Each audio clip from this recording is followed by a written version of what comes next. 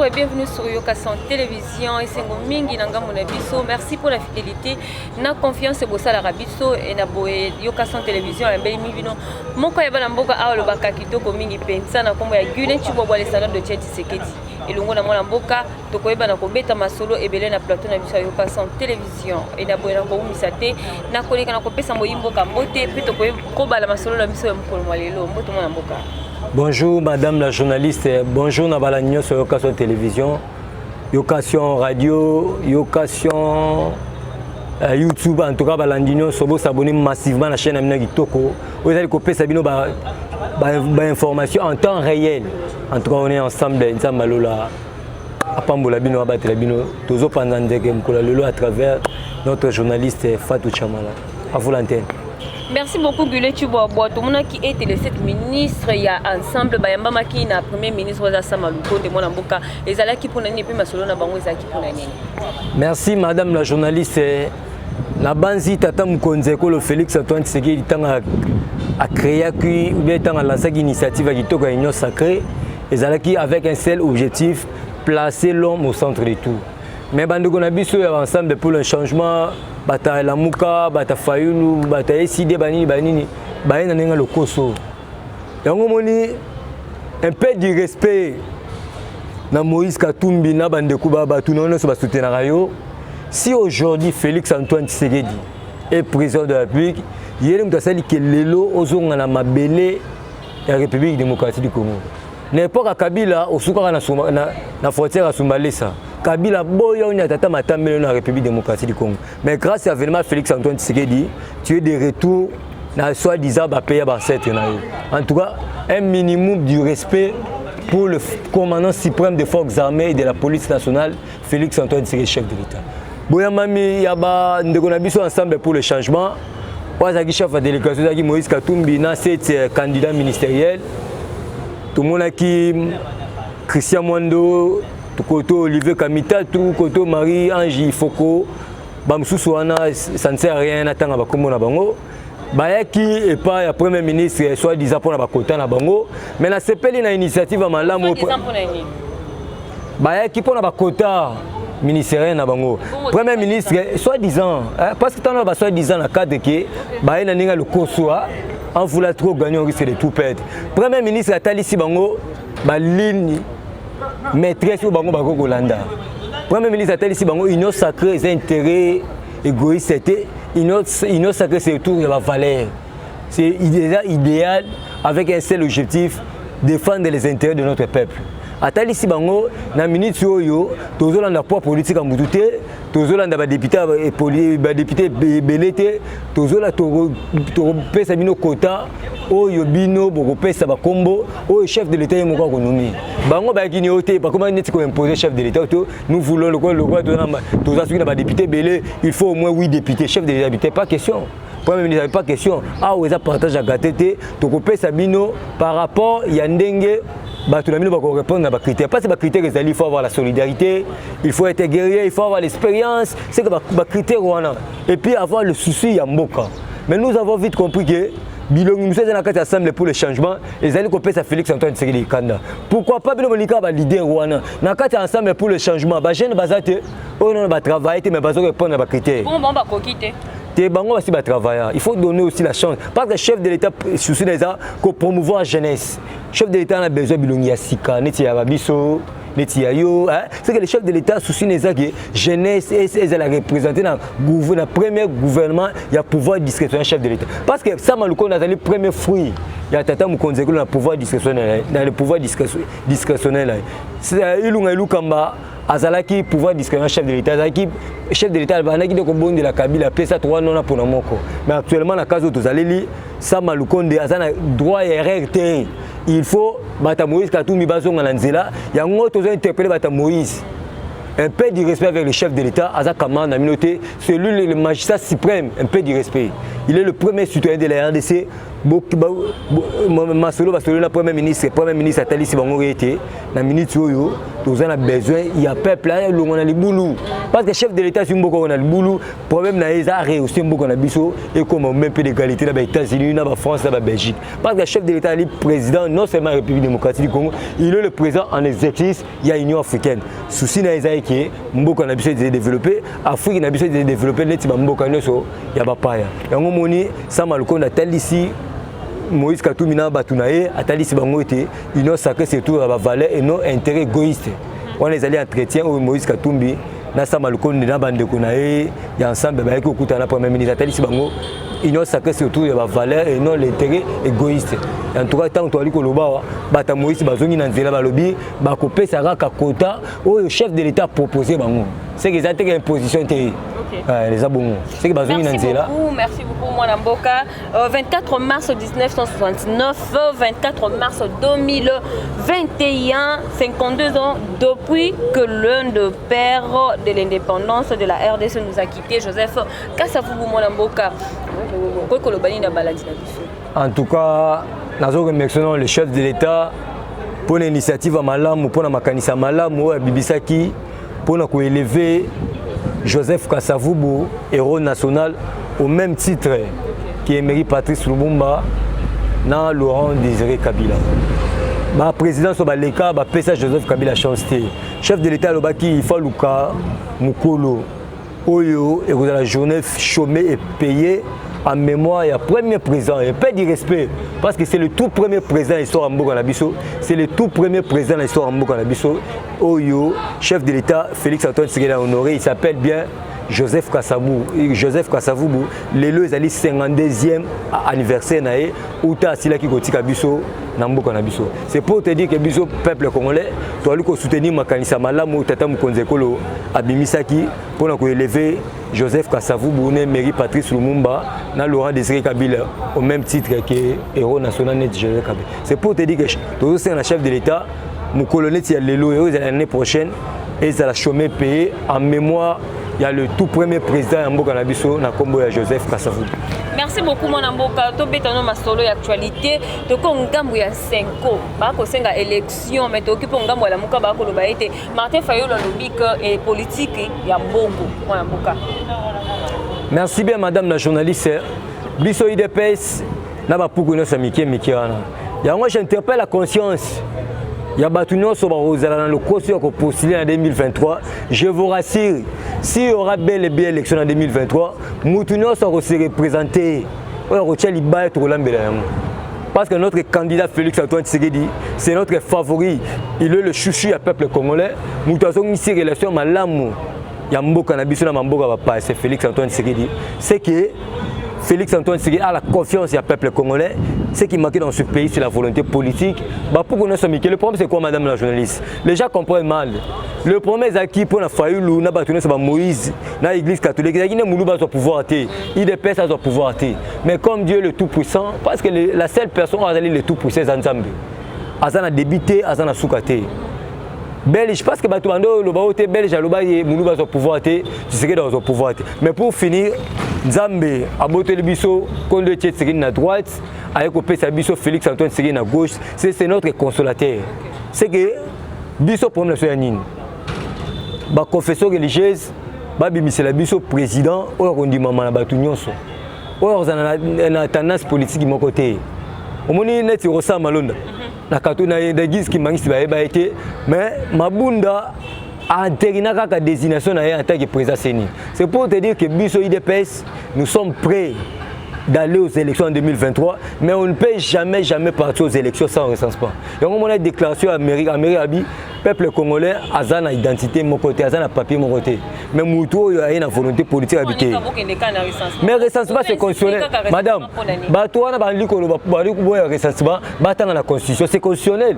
Les élections c'est constitutionnel, le recensement c'est constitutionnel. Dans il y a département et ministère intérieur au NIP. à travers le directeur général de Richard Ilonga Lobini, va débloquer 350 millions de dollars au gouvernement pour permettre un recensement dans 2 ans. Où est le mal? C'est que le recensement peut permettre qui est congolais, qui n'est pas congolais. Et puis, on a une carte d'identité, on peut faire un poids même partout dans le monde. Où est le mal?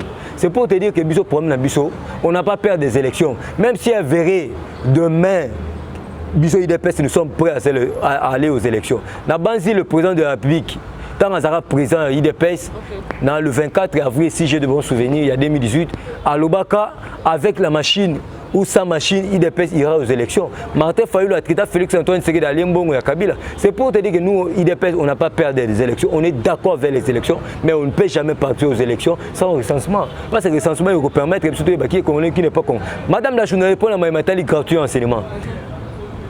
Nous avons vite compris que les gens qui commune Moussoussou, Bazali, Chinois, Bazali, Sénégalais, Bali, Ivoiriens, Bazali, Mali, Bazali, bénéficient de la gratuité d'enseignement.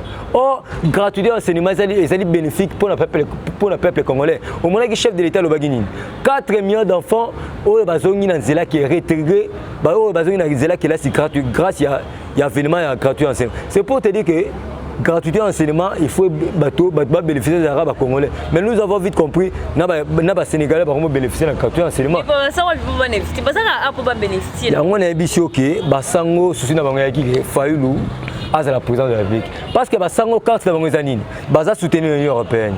L'Union européenne, souci de a imposé Bisso, président à la nationalité douteuse.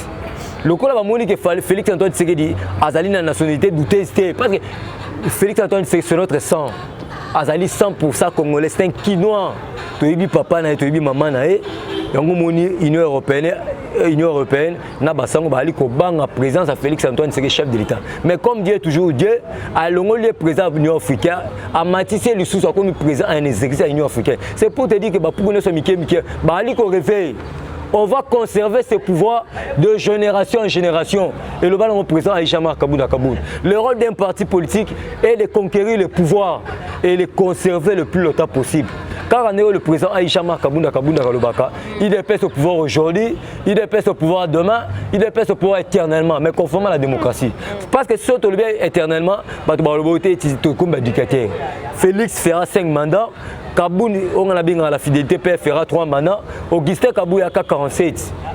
Le 7e secrétaire général IDPS, alors ça, 3 mandats. Si on a payé Guilain Chouba, le vrai descendant de Tchène Tshisekedi, alors ça, paye 3 mandats. C'est pour te dire que dans le Bana, vrai descendant de Tchène Tshisekedi, Naza parachutité, je suis le fils dit de la maison, au même titre que fait Augustin Kabou, au même titre que Jean-Marc Kabounda Kabou. Pourquoi pas le président Félix Antoine Tshisekedi? Parce que je sais que ça y est, bien que ça y est, mon Nzambe, le pouvoir nyonso, mais ça y est, Jean Jacques.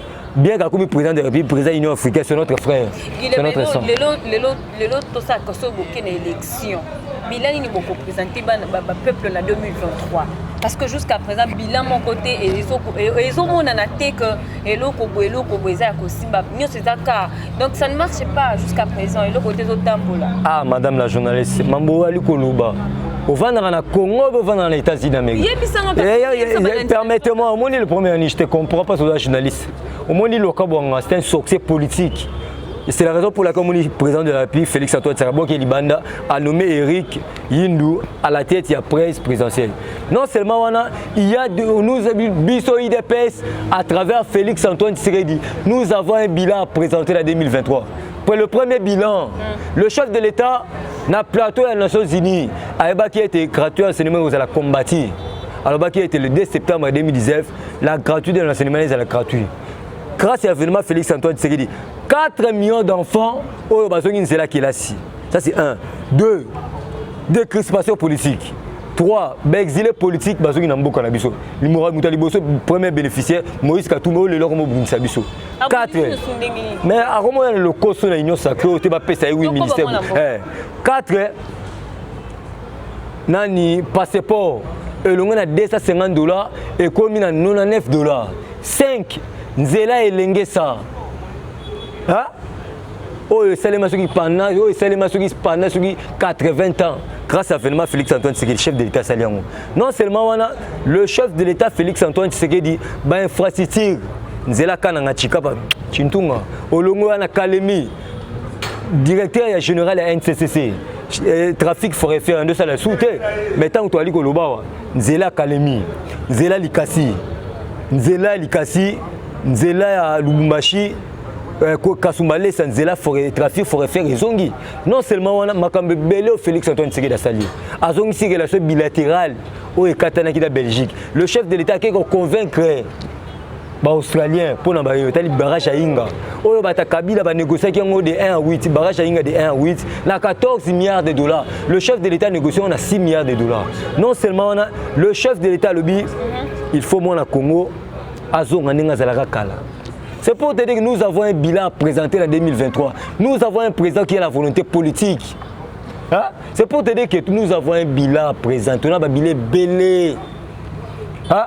C'est que nous avons en 2023 parce que notre candidat a été favori de tous les jours. Surtout comme en 2023, il n'y aura pas un candidat où il y aura Félix Antoine Tshisekedi, chef de l'État. Ok, tu as un moment où John Numbi, où Kimi est un étranger, qui est en résidence surveillée.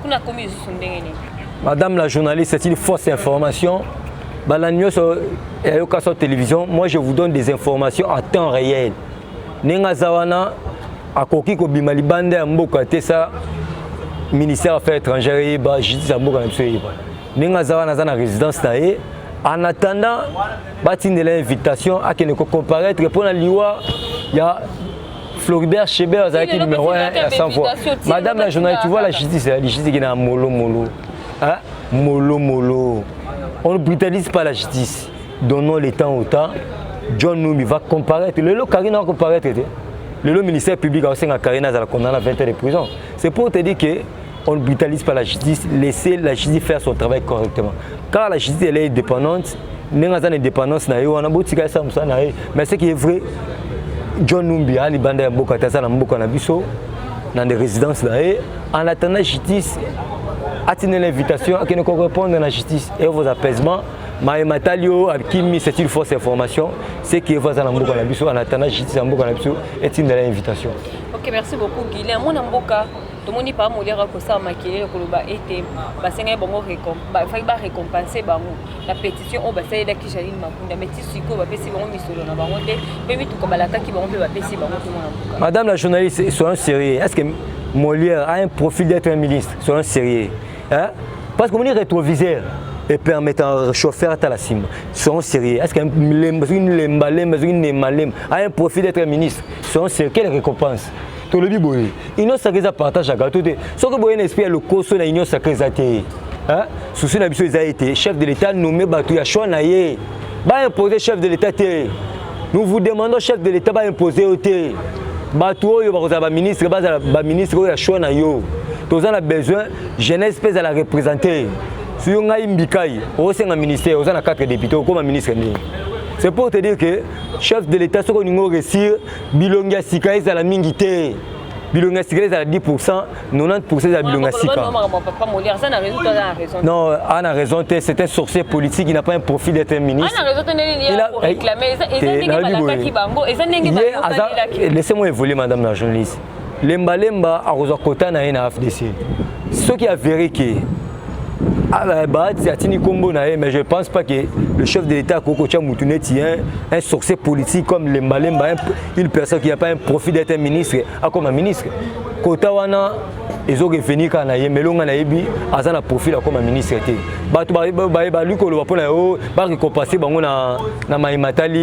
Pétition, mais c'est faux, chiffre, madame la journaliste.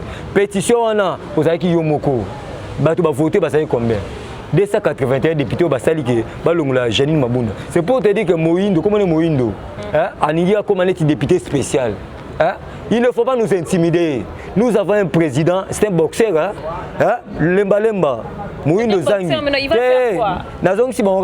Félix il ne faut pas nous intimider. Nous avons un président qui est boxeur. C'est que Moïse Lemba a jamais ministre Namboko. Soi-disant, ceux qui ont président à Tanzanie, soi-disant Kabila, soit comme président à Tanzanie, Molia même président, même ministre. Mais Namboka Nabiso, Moutouneti Lembalem n'a pas un profil n'a pas l'idéal d'être un ministre dans ce pays. Merci beaucoup Guilain, je pense que déjà toujours chuté moi namboka mutu na nga ya suka ya mboto kabwana FCC to PPRD bapesi bango 8 ministères moi namboka mais autorité morale na bango aboya lobi ete basala te bafanda batikela bango basala kiti basala. C'est la sorcellerie politique PPRD azana FCC te madame, il y a des individus neti comment il s'appelle Jean-Pierre Liaou Charles Okende, si j'ai de bons souvenirs, PPRD, ce sont des individus dissidents au ballon PPRD au Balani Union Sacrée. Quand tu dis PPRD FCC, c'est du méli-mélo, comprends? Tout le monde va passer au ministère, c'est 6. Ceux qui vont passer au ministère, c'est mon corps. Oui, c'était madame la journaliste. C'est pour te dire que l'Union Sacrée partage à gâteau et ça autour de la valeur. C'est pour l'intérêt général de notre peuple. Parce que quand on tient le peuple d'abord et non les individus, d'abord. Le Koso pour l'intérêt Yamabumuna Bango, en tout cas, il ne faut pas jamais espérer que vous avez un ministère. L'Union Sacrée, sa plateforme,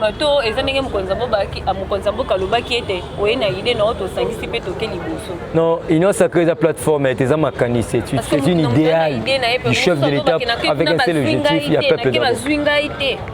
Madame la journaliste, le chef de l'État, c'est clair, elle a bien Moutouté.